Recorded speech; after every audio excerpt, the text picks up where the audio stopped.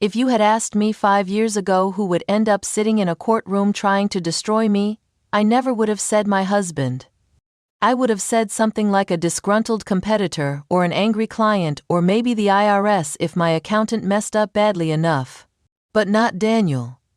Not the man who toasted my first big business milestone with cheap champagne on the floor of our half-furnished apartment, promising we'd always be a team. My name is Claire.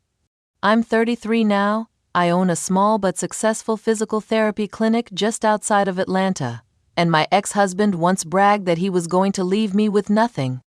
He walked into divorce court convinced he'd take half my company, half my house, and years of alimony. He walked out with a court order to pay my attorney fees and a pile of debt in his own name. People ask me sometimes if I feel bad about how badly he lost. I don't. Because by the time we got to that courtroom, he wasn't just a bad husband. He was a man who forged my signature, hid gambling debts in my business accounts, and tried to weaponize the legal system against me. If anything, karma was gentle. But I'm getting ahead of myself. To understand how we got there, you have to understand how we started. I met Daniel when I was 24, fresh out of grad school, working as a staff physical therapist at a big rehab hospital. He was 30, a sales rep for a medical equipment company that supplied half our devices. He was one of those charming guys who knew everyone's name. He'd stroll into the therapy gym with a tray of coffees, crack jokes with the techs, and remember exactly which football team each patient supported. The first time he flirted with me, I chalked it up to his job. The second time, when he asked what I was reading on my lunch break and actually listened, I started to pay attention. He told me he loved that I had a plan. That I wasn't just punching a clock. I told him I wanted my own practice someday, a place that treated patients like humans instead of billing codes. Then we'll build it, he'd said without missing a beat. You bring the brains, I'll bring the hustle. It sounded romantic back then. I grew up lower middle class. My mom was a school secretary, my dad drove trucks. Money was always tight, but my grandparents had left a small trust that matured when I turned 25, specifically earmarked for education or business endeavors.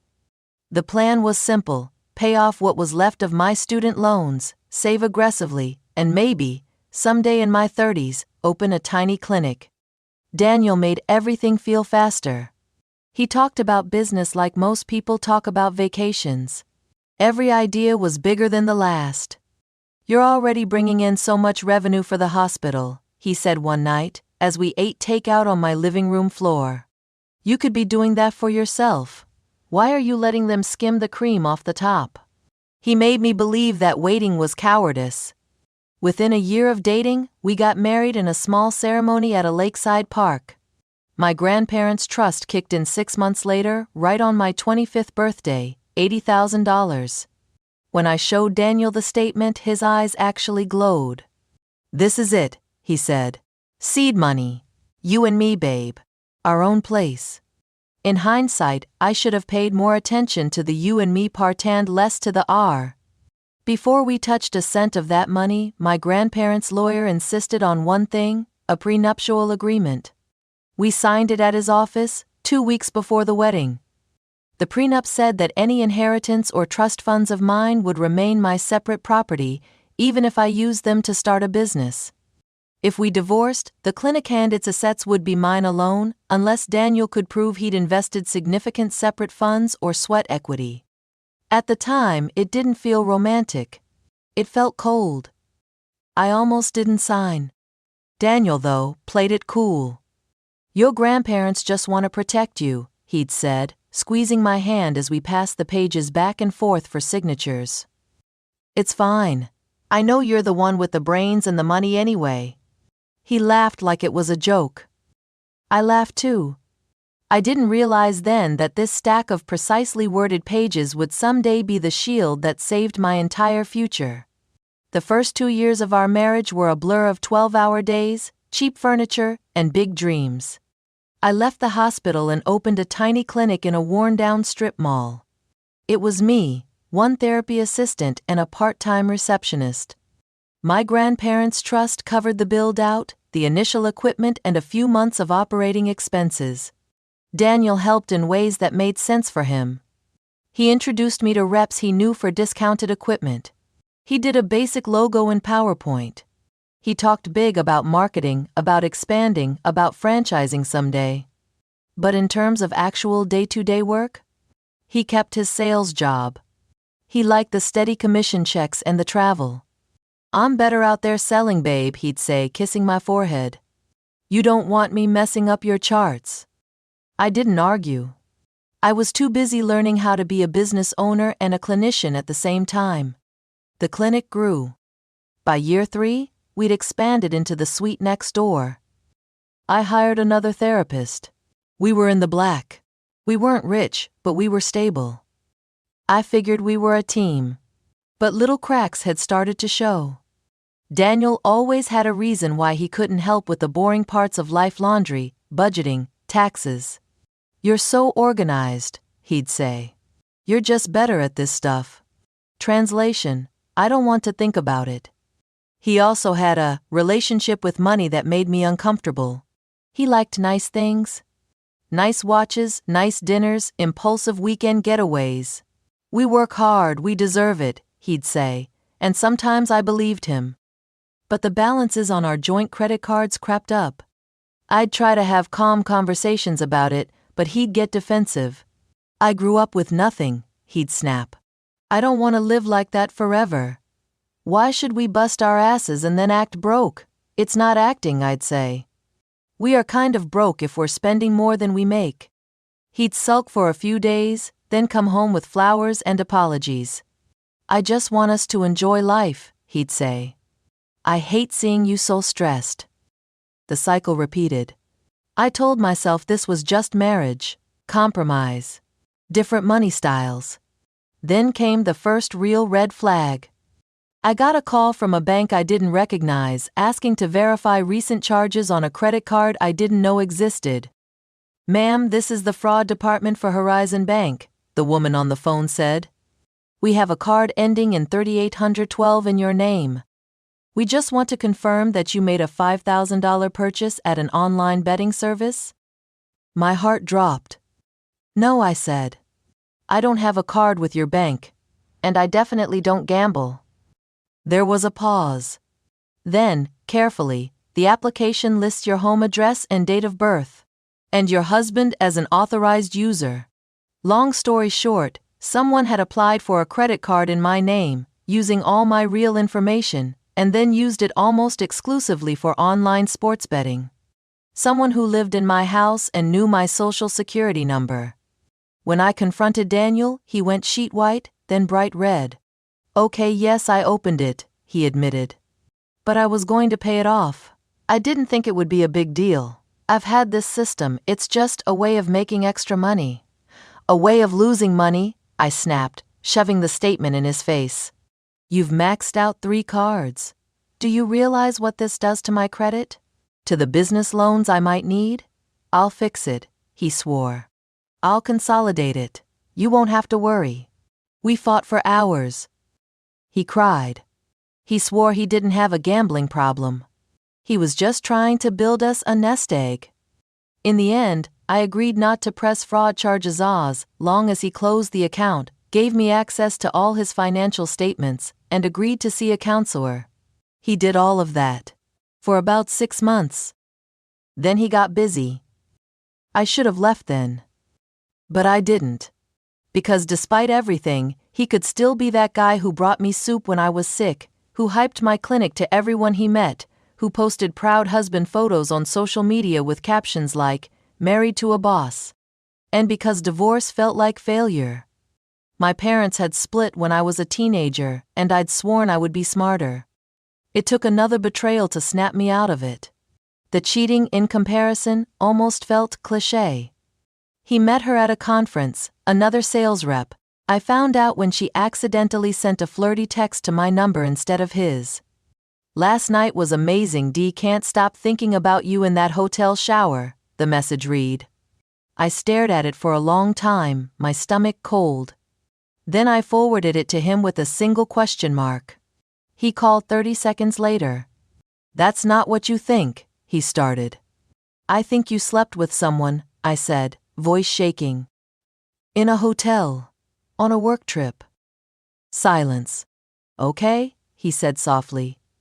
Yes, but it was a mistake. It didn't mean anything. We were drinking, I was stupid. I hung up. He came home early, begging on the doorstep, doing every cliché in the book. I was lonely, we've been so distant, the business takes all your time, I felt like a guest in my own life. I almost laughed in his face. You could have asked for counseling, I said. You could have asked for a date night. You could have asked for literally anything that didn't involve betraying me. He moved into the guest room for a while. We tried therapy. He cried a lot about his childhood, about feeling like he never measured up. I realized something important in those sessions. He didn't see me as a partner. He saw me as a parent. Someone to bail him out, clean up his messes, and tell him he was special. I had spent 8 years parenting a grown man. The therapist asked me, "What would you tell a client in your position to do?" Without thinking, I said, "Leave." The therapist just looked at me. So I did. I didn't tell Daniel right away. First, I made an appointment with a divorce attorney. Her name was Angela Ruiz, and she scared me in the best way. She was in her early 40s, with sharp eyes and a sharper mind. Her office walls were lined with diplomas and framed thank you notes from former clients. I laid everything out: the prenup, the trust, the business finances, the gambling, the affair, the secret credit card. She took notes, occasionally asking precise questions. When I finished, she leaned back in her chair. "Okay," she said. "Good news and bad news. Give me the bad first," I said. "In this state, marital property is divided equitably, not necessarily 50-50, she said. But equitable doesn't always feel fair. If he can convince a judge he contributed significantly to your business financially or with labor, he could get a piece of it. Same with the house if it's in both your names and was bought with marital funds." I swallowed. "And the good?" She tapped the prenup. "This," she said. "Assuming it was executed properly and it looks like it was, gives us a strong position. It clearly identifies your inheritance and any business created from it as separate property. Your grandparents' lawyer did you a favor. What about the gambling, the fraud?" I asked. "That helps paint a picture of his character," she said. "And if we can prove he opened credit in your name without consent, that's not just leverage, that's potentially criminal." My hands felt clammy. "I don't want him to go to jail," I said quietly. "I just want him to stop using me as his personal ATM. Wanting accountability isn't the same as wanting revenge," she said. "But let me be very clear, once we file, he is not going to take this well. Men who feel entitled to their wives' money rarely go quietly." I thought of the way he'd looked at my trust statement years ago. "What do I need to do?" I asked. Angela slid a yellow legal pad across the desk. "Start gathering," she said. "Bank statements, emails, texts where he admits things are your money, your clinic, your inheritance, proof of the gambling, any documents showing he forged your signature. Make copies of everything. Don't tip your hand. And don't move large sums of money around. That can look like you're hiding assets." I nodded, my heart pounding. Angela's gaze softened. "You've been cleaning up his messes for a long time," she said. "This time you get to decide how the story ends." For 3 months, I played the part of the slightly distant but still trying wife while secretly building a case. Every time an email came in about his betting accounts, I forwarded it to a secret folder. Every time he texted something like, "Can you cover the minimum on my visa this month?" I took a screenshot. I pulled old emails from when we first opened the clinic, where he wrote things like, "So proud of your business," and "I'm glad my salary can keep us afloat while you get your dream off the ground." We were living in a 3-bedroom house we'd bought 2 years into the marriage, using part of my trust as the down payment. On Angela's advice, I refinanced the mortgage under my name only, citing the lower interest rate we'd qualify for with just my income and credit. The bank required Daniel to sign a quitclaim deed relinquishing his interest in the property. He shrugged and signed. "I'm happy to get out from under more debt," he said. "As long as I can still live here, I don't care whose name's on the papers." He didn't realize he'd just handed me another crucial piece of armor.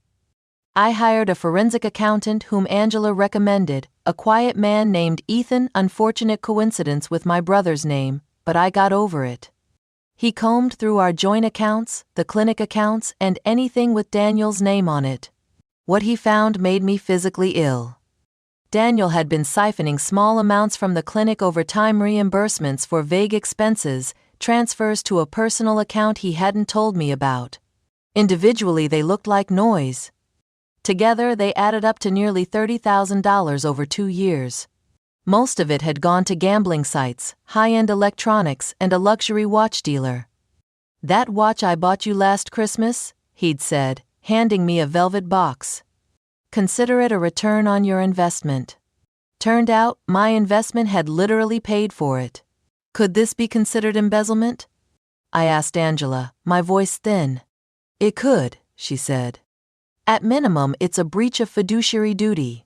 He's a signer on the business account, which complicates things. But the pattern is bad. Very bad.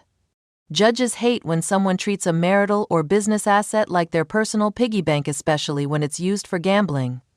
By the time I was ready to file, my binder was thick. Prenup. Trust documents. Mortgage and quitclaim deed. Bank statements. Texts. Emails. Screenshots. A printout from Horizon Bank about the fraudulent credit card. I felt less like a betrayed wife and more like a case file. On a rainy Tuesday in March, Angela filed the petition for divorce. Daniel was served at our front door 2 days later. I wasn't home when it happened, but I can imagine his face reading the words "irretrievable breakdown of the marriage and equitable distribution." He called me 20 times in an hour. I let every call go to voicemail. The texts followed. "What is this, Claire? Are you serious right now? We're just going through a rough patch. You don't nuke a whole marriage over a mistake. Delete this. Call your lawyer and tell her you changed your mind." I didn't reply. That night, he was waiting at the kitchen table when I got home, the papers spread out in front of him like a crime scene. "So this is how you want to do this?" he asked, his voice eerily calm.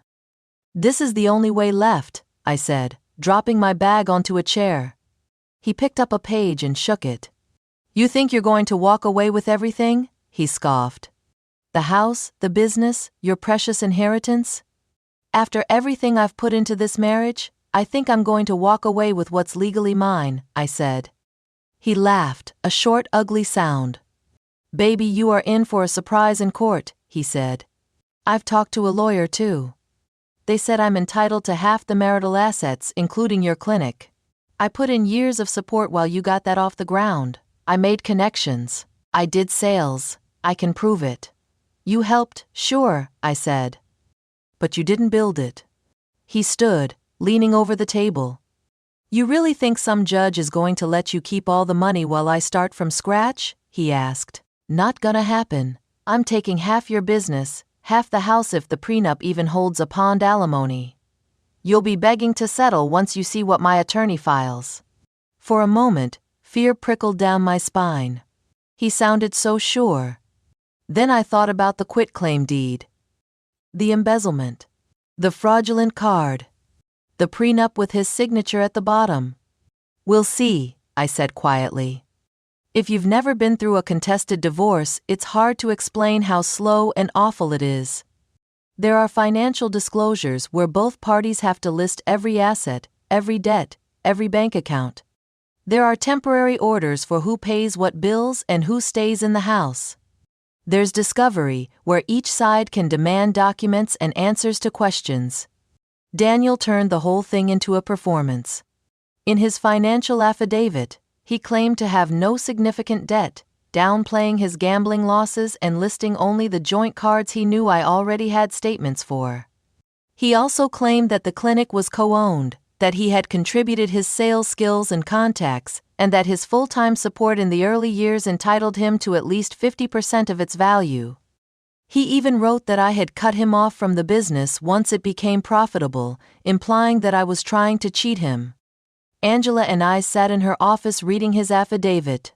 "He's really leaning in," I said, half in disbelief, half in bitter amusement. "He's lying under oath," she corrected. This could get interesting. His lawyer, a slick man named Brent Cooper, sent over a settlement proposal that basically said, "Sell the house and split the equity. Get the clinic valued and pay Daniel half its worth. Pay Daniel temporary spousal support because his earning capacity was lower than mine. Each side keeps their own debts, which, conveniently, he hadn't fully disclosed." "Absolutely not," Angela said as soon as she finished reading. "We're not even countering that. We're going to let a judge see his games." In our response, we laid out our position. The house was my separate property, supported by the prenup, the trust funds used for the down payment, and the quitclaim deed he'd signed when we refinanced. The clinic was also my separate property, created entirely with trust funds and my labor, with Daniel's own emails repeatedly referring to it as your business. Daniel had opened credit in my name without consent and siphoned funds from the clinic for personal use. Given his misconduct in the prenup, we would be seeking confirmation that the house and clinic were my separate property, division only of true marital assets and debts, reimbursement for the money he'd taken from the clinic, attorney's fees due to his bad faith conduct. Brent responded with bluster, calling our claims baseless and vindictive. Angela just smiled. "Bullies rely on people backing down," she said. "You're not backing down." The months crawled by. There were hearings on temporary support. Daniel tried to argue that I should keep paying all the bills because the clinic provided most of the income. The judge ordered a temporary arrangement where I paid the mortgage, which I was doing anyway, and we split utilities.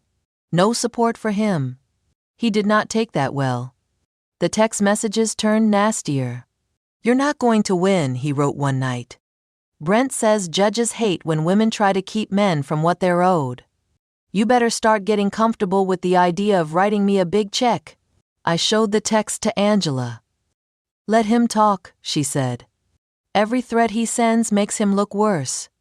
We set a trial date for the property division and financial issues. I didn't sleep the night before. The courtroom was smaller than I'd expected. There were no dramatic wood-paneled walls or towering ceilings. Just beige paint, fluorescent lights, and a judge in a black robe who looked like he'd seen everything twice. I sat at the petitioner's table beside Angela, my binder of documents neatly stacked in front of me. Daniel sat at the respondent's table with Brent, looking annoyingly handsome in a tailored suit he definitely couldn't afford. He caught my eye and smirked. The judge called the case. "Harper versus Harper," he said, mispronouncing my last name slightly. "We're here on issues of property division and related matters. I've reviewed the filings. Counsel, are we ready to proceed?" Brent stood. "Yes, Your Honor. My client is seeking an equitable distribution of marital assets, including a fair share of the marital home and the business his wife built during the marriage with his support." Angela stood too. "The petitioner is ready, Your Honor. We will show that both the home and the business are the petitioner's separate property under a valid prenuptial agreement, funded entirely by her inheritance, and that the respondent has engaged in financial misconduct that should be taken into account." The judge sighed slightly, the way people do when they know they're in for a long day.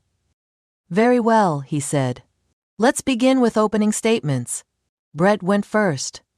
He painted Daniel as a devoted husband who had sacrificed his own career progression to support my dream. He talked about how Daniel had worked tirelessly behind the scenes, using his sales expertise and industry contacts to build client relationships, while I focused on the clinical side. He implied that my success was as much his as mine. He also made a point of saying that Daniel had trusted me with our finances, only to be blindsided when I cut him off and filed for divorce. Angela's opening was shorter. She acknowledged that marriages are partnerships, but reminded the court that partnerships have terms. She pointed to the prenup, the trust documents, and the quitclaim deed as those terms. She mentioned, very calmly, that there would be evidence of Daniel opening credit in my name without permission and using business funds for personal gambling. The judge's eyebrows rose a fraction at that. Then it was time for testimony. Brent called Daniel first. He walked to the witness stand like he belonged there, one hand on the Bible, the other slick with nervous sweat I knew he'd never admit to. "State your name for the record," the court reporter said. "Daniel Walker," he replied. Brent started soft. He asked about our marriage, our dream of opening a clinic, the long hours, the sacrifices. "What was your role in Ms. Walker's business?" he asked, turning so the judge could see both of their faces. "I handled the sales side," Daniel said smoothly. "I used my contacts from the medical equipment world to bring in referral sources. I worked on marketing, networking events. I introduced her to doctors who ended up sending patients.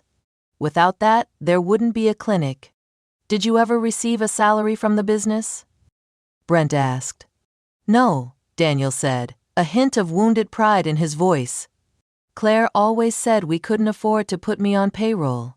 But I wasn't doing it for the money. I was doing it for us." Brent nodded sympathetically. "Did you contribute financially in other ways?" he asked.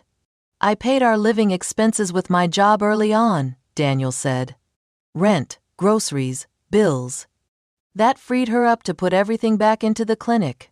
I basically subsidized the first few years." It was a clever half-truth.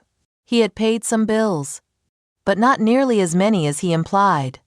"And when the clinic became profitable?" Brent asked.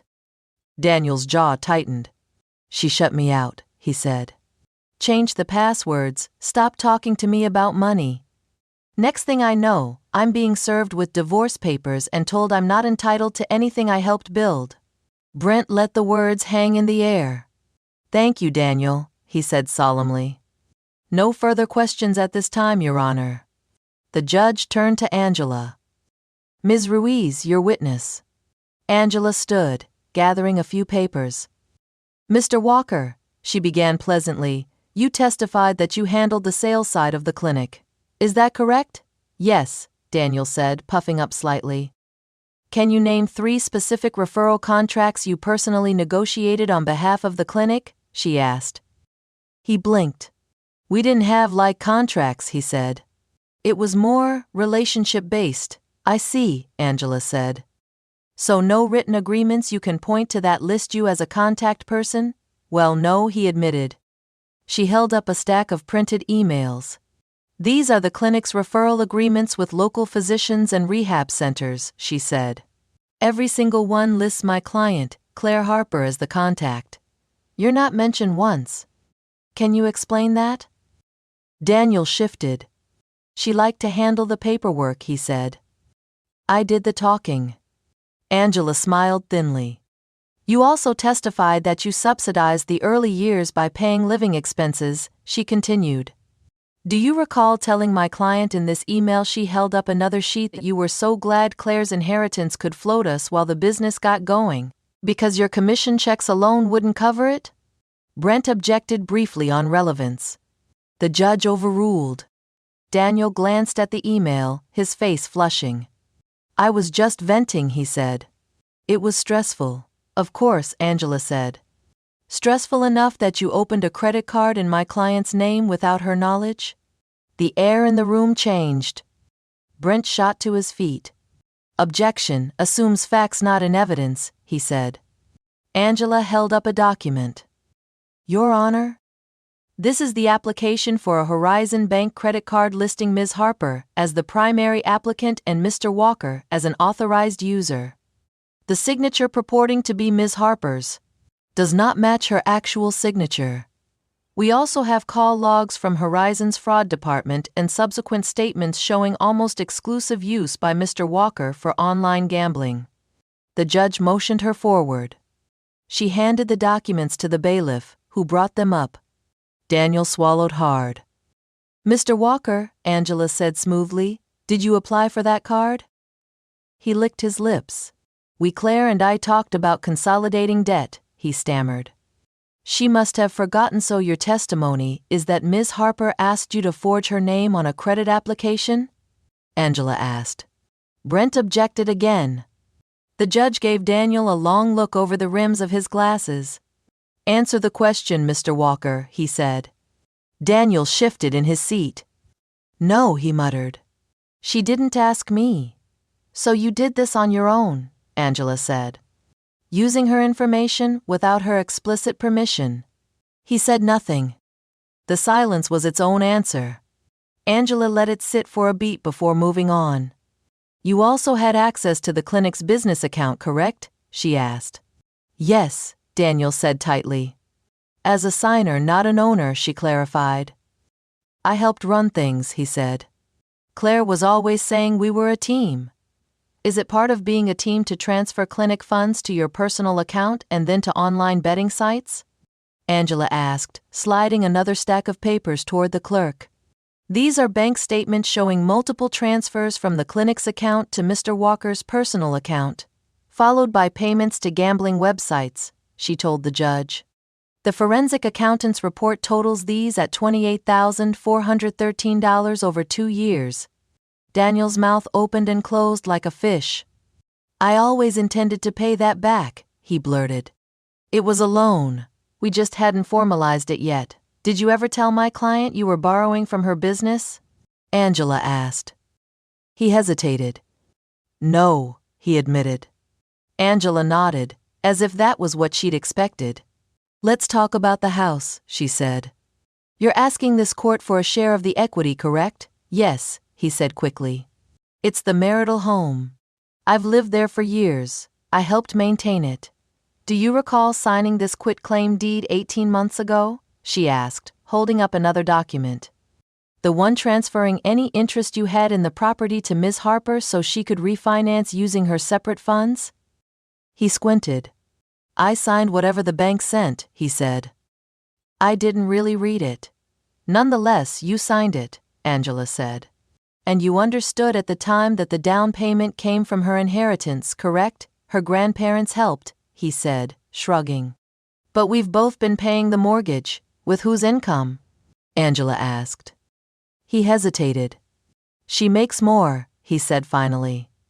So, to summarize, Angela said, turning slightly toward the judge, you opened credit in your wife's name without permission, used business funds for personal gambling, signed away your interest in the house to facilitate a refinance, and now you're asking this court to ignore a prenuptial agreement and award you half of the very assets you drained. Is that accurate? Brent objected to the characterization. The judge sustained in part, but the damage was done. Daniel's face was crimson. No further questions, Angela said, and sat down. For the first time, Daniel didn't look so smug. When it was my turn to testify, my hands shook.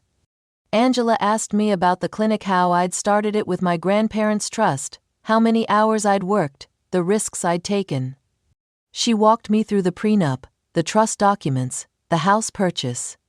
She had me read aloud the clause where my grandparents specified that their money was for Claire's education and any business she chooses to pursue. Brent tried to poke holes. He asked if I'd benefited from Daniel's contacts. Yes, I said. He introduced me to some people. They're good partners, but the clinic would exist without them. It exists because of my work and my inheritance. He asked if there were times when Daniel had paid more of the household bills. Of course, I said. There were months when my income dipped and his commission checks helped cover things. That's what married people do. But that doesn't mean he owns my grandparents' money. He tried to suggest that I'd been controlling, that I'd cut Daniel off financially. I looked at him evenly. I stopped letting him access accounts after I found out he'd opened credit in my name and transferred clinic money to gambling sites, I said. That wasn't about control. That was about protecting myself and my patients. The judge scribbled something down at that. After closing arguments, he called a brief recess.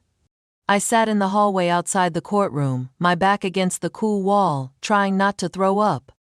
Daniel paced at the other end of the hall, his lawyer murmuring in his ear. Angela sat beside me, her voice calm. "You did well," she said. "You told the truth. That's all you had to do. What if he still gets something?" I asked. "He kept saying judges like to split the difference. Judges like to be fair," she said. "Fair isn't always 50-50. Given the documents we have, if he gets anything from the clinic, I'll be shocked." We were called back in. The judge shuffled his notes, adjusted his glasses, and looked at both of us. "I've reviewed the evidence presented," he said. "This is not an easy situation. Divorce rarely is, but some things are relatively clear." He held up the prenup. "First, the prenuptial agreement is valid and enforceable," he said. "Both parties signed it voluntarily with the benefit of counsel. It clearly identifies Ms. Harper's inheritance and any business created from it as her separate property." He turned a page. "Second, the documentation shows that the clinic was funded entirely by Ms. Harper's inheritance and subsequent earnings. Mr. Walker did not invest separate funds, while he may have provided some informal support. There is insufficient evidence that he contributed labor or capital at a level that would convert this separate property into marital property." My heart pounded. "Accordingly," the judge continued, "the court finds that the clinic and all related assets are the separate property of Ms. Harper." Brent's face tightened. Daniel stared straight ahead, jaw clenched. "Third, regarding the marital residence," the judge said, "the down payment came from Ms. Harper's inheritance. Additionally, Mr. Walker executed a quitclaim deed relinquishing his interest to facilitate a refinance. While he has resided in the home and may feel an emotional attachment, the legal and equitable factors support treating the home as Ms. Harper's separate property." He paused. "Mr. Walker will therefore vacate the property within 60 days, he said. Ms. Harper will retain full ownership and responsibility for the mortgage." Daniel made a strangled sound.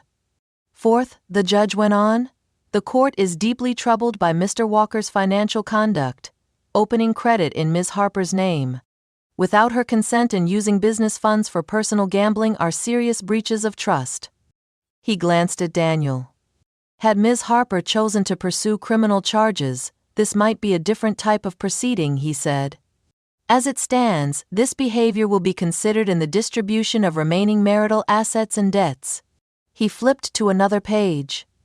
"Ms. Harper will not be responsible for any debts incurred on the Horizon Bank card ending in 3812, he said.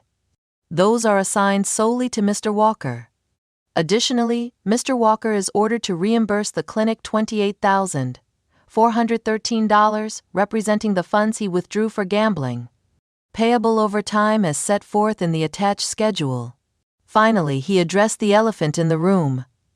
"Given Mr. Walker's misconduct and the relative earning capacities of the parties, the court denies his request for spousal support," he said. "Furthermore, the court finds that Ms. Harper should not bear the full cost of defending against baseless claims to her separate property. Mr. Walker is ordered to pay $15,000 toward Ms. Harper's attorney fees." The room seemed to tilt. No support. No share of the clinic. No share of the house. Debt assigned to him. Reimbursement owed to me. Attorney fees. The judge stacked his papers. "An order reflecting these findings will be entered," he said. "Court is adjourned." He banged the gavel. I exhaled for what felt like the first time in months. Brent leaned toward Daniel, whispering urgently. Daniel just sat there, frozen. Then he turned and looked at me. His eyes were wild. "You happy now?" he hissed under his breath as people started filing out. "You destroyed my life." I stood, my legs shaky but holding. "No," I said quietly. "You destroyed your own life. The judge just put it on paper." Angela touched my arm. "Let's go," she murmured. We walked out of that courtroom into the bright, unflattering light of the hallway. Behind us, I could hear Daniel arguing with Brent, his voice rising. "I thought you said prenups never hold up." "You told me I'd get half." "That's not what I said," Brent replied, his tone irritated. You didn't tell me about the fraud, Daniel. Or the gambling. There's only so much I can do when my client lies to me. The door swung shut, cutting off the rest. Life after court wasn't magically perfect. I still had a business to run, patients to treat, employees depending on me. There were moments when guilt crept in. When I heard through mutual friends that Daniel was living in a dingy apartment, struggling to keep up with his court-ordered payments. But then I'd remember sitting at the kitchen table listening to him brag about how he was going to take half my business, half my house, and live off my work. I'd remember the sick feeling in my stomach holding a credit card statement with charges I never made. The guilt faded. I didn't tell my grandparents' story to every patient, or every friend. But when people asked why I had such strict policies about who could access the clinic's accounts, or why I insisted on written contracts for everything, I had an answer. Experience, I'd say. A year after the divorce was finalized, I expanded the clinic again. We added 2 more treatment rooms, hired another therapist, and started a small scholarship fund for undergrad students going into physical therapy named after my grandparents. I got invited to speak at a women's business conference about protecting your assets and partnerships. Before, I might have shied away from that kind of talk. Now, I told the whole story. Not to shame Daniel, although if he happened to hear it, that was his problem, but to remind other women that love is not a substitute for legal protection. My husband tried to take everything in divorce court. He walked in convinced the system was on his side, that being loud and entitled would beat being prepared. He walked out with the opposite lesson. People love to talk about karma like it's some mystical force that automatically balances the scales. But what I've learned is that sometimes, karma needs paperwork. Sometimes, karma looks like a labeled binder, a fearless attorney, and a judge who's tired of seeing the same kind of man try the same tired tricks. And sometimes, karma looks like a woman who finally stops apologizing for protecting what's hers. I sleep well at night now. My house is quiet. My accounts are my own. And every time one of Daniel's reimbursement payments clears, I'm reminded of the moment in that courtroom when the judge looked him in the eye and said, "You're not getting a dime of her business." That line lives rent-free in my head. Unlike my ex-husband.